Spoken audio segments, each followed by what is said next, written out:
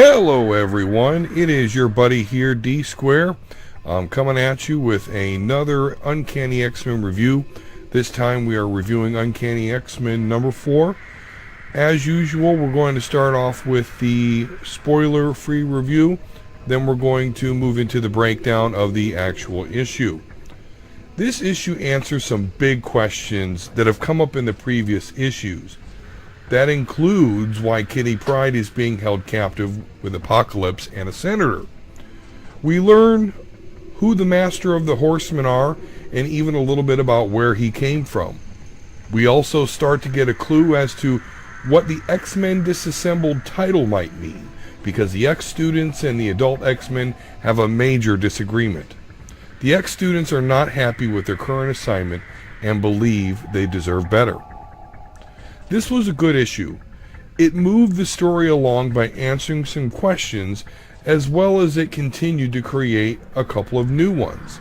And that way, it'll keep me coming back. I'm definitely excited to see what the next issue holds. Now, I do want to do kind of a bit of disclosure here. You may notice I'm incorporating a different style into my reviews. Not so much with this Uncanny X-Men review. I want to keep it mostly the same. But I do want to encourage you to actually go out and purchase these comics or even purchase them on Comixology. So I am attempting to pull back on showing content that's actually in the comic.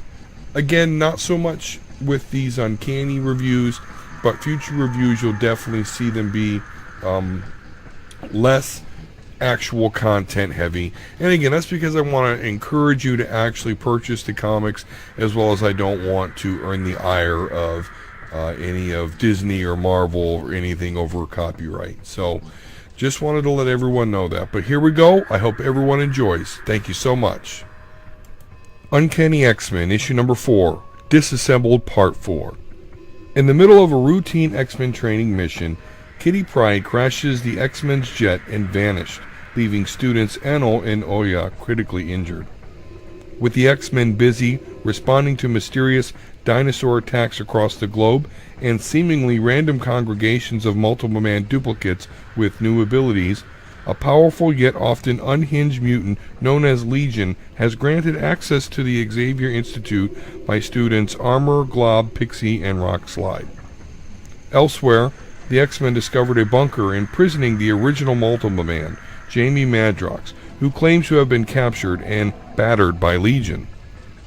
Despite his stable introduction, Legion soon lost control and attacked the Xavier Institute students. The X-Men returned to confront him, but were interrupted by the arrival of the newly minted Horsemen of Salvation, Magneto, Omega Red, Blob, and Angel, blowing up the Institute as their first act. This issue starts where the other issue left off.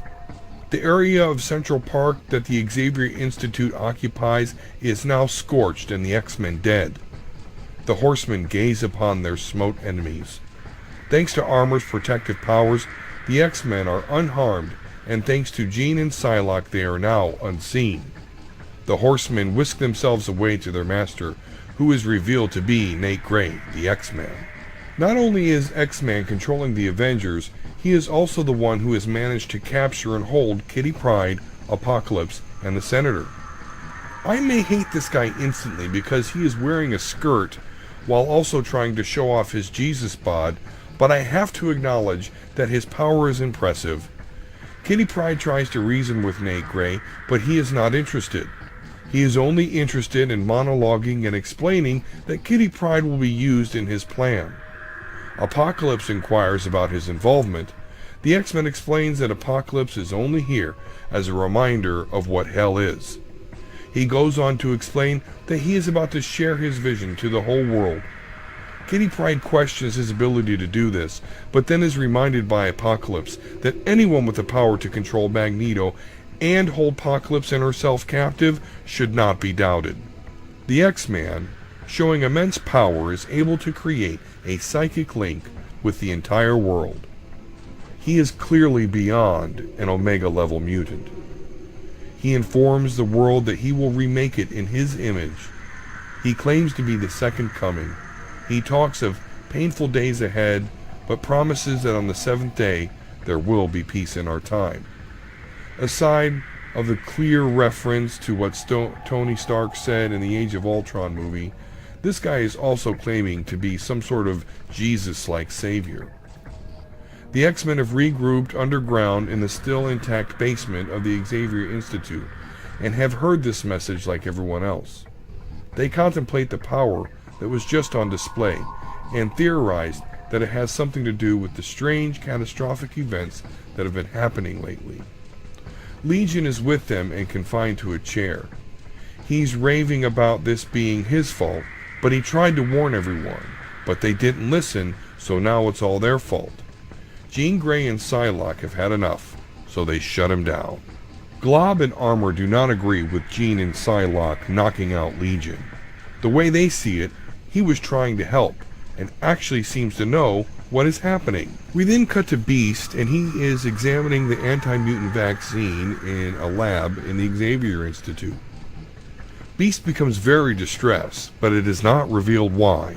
We catch back up with the X-Man and his horsemen. X-Man regrets that he had to order the X-Men killed, but knows that they would have tried to stop him. Magneto informs him that it was a merciful and quick death. The X-Man informs the Horseman that he is going to send Magneto and Angel to treat the Earth's symptoms from the disease known as war, while Blob and Omega Red will be sent to give back to the Earth and protect their planet. Meanwhile, we check back with the X-Men, who are still back at the Xavier Institute.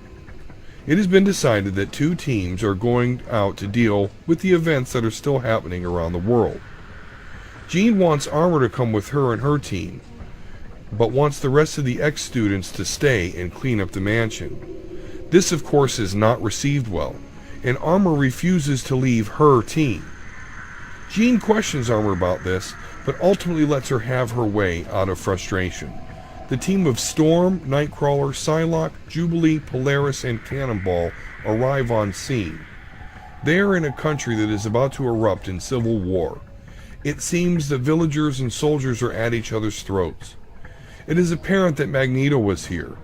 He took the soldiers' guns and molded them into a giant statue of the X-Men. He then just left. It seems that part of the X-Men's plan is to have Magneto and other horsemen stir things up. The villagers attack the soldiers. The X-Men start to realize they cannot stop this without hurting anyone, so they fall back. Before they do, Storm cracks lightning near the fight between the soldiers and the villagers before being teleported away. But it is not revealed whether this accomplished her intended goal of scattering the people and scaring them away from fighting. Armor, Glob, Pixie, and Rockslide are back at the Xavier Institute.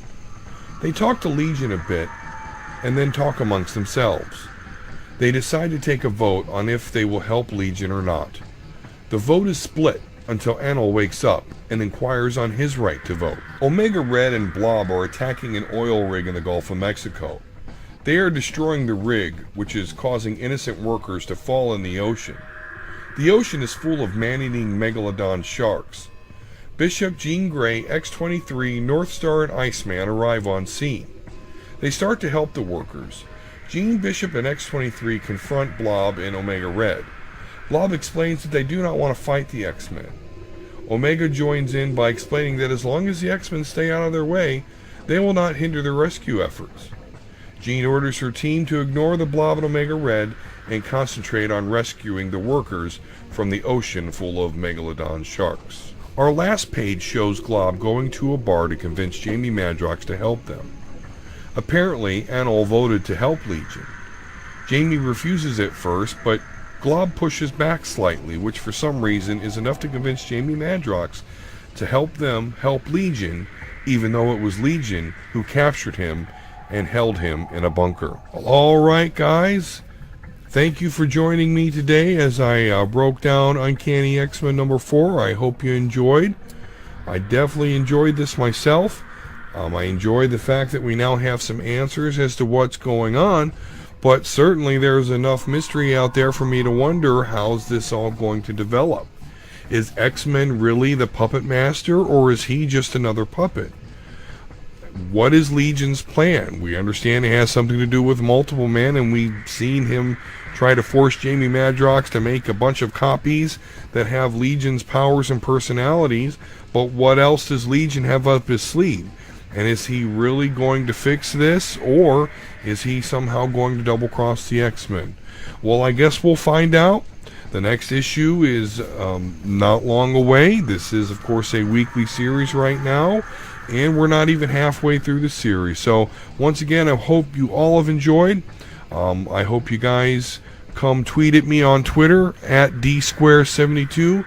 And if you go to twitch.tv/Donald Daniels, you may also catch me playing some video games on there. Thank you so much, everyone, yet again. And please, if you can, if you haven't already, go ahead and subscribe to my channel. Hit a like on there and go ahead and comment and ask me some questions. I'd love to interact. Have a great day, everybody.